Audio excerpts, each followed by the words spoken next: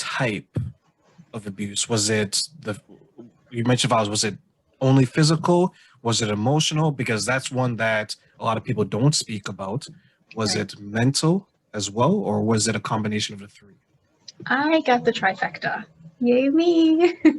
But here's the deal. And I'm not covering the pain up with laughter. I can actually genuinely, just because I'm very logical thinking. And so I can process things logically. So please understand that my laughter isn't making light of emotional, physical, and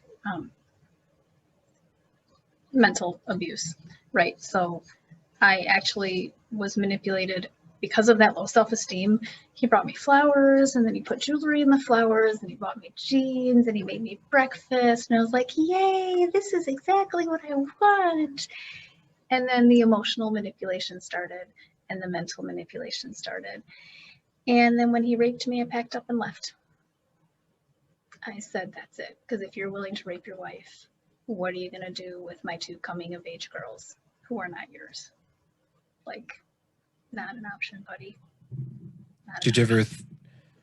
Was that the turning point? Like when you experienced the rape, and then you have 2 daughters that, let's be honest, you're their first role model. You're the first instructor that they're going to see. How was that, knowing that, you know what, here I am, intelligent woman, strong, but yet I'm in this situation. I'm raising 2 daughters who I definitely don't want to go through what I'm going through. Right, right. I mean, it was definitely an eye-opener. I knew when the emotional and the mental abuse was happening that it's not good. I knew I wanted to get out, but I didn't know how at that point, because I was hell-bent on making this marriage work. And I had some people, trusted people, talk to me, and they were like, listen, you need to get out. And I'm like, I know, but let me go and make, because we were on vacation when I talked to these trusted people. And I said, let me just go back and see what I can make work. And one of the people said to me, all right, we'll see you in 2 months. And then I called that person a week later and I said, how about now?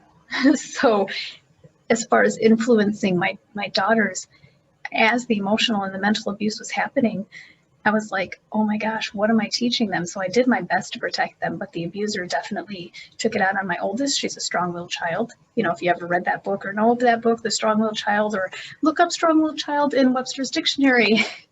There she is, picture of my daughter. I love her. I love everything about her, but she is 100% an outwardly strong-willed, because you have the shyer strong-willed children, which is my second daughter, but my first one definitely spoke up, and that was appreciated by the narcissist.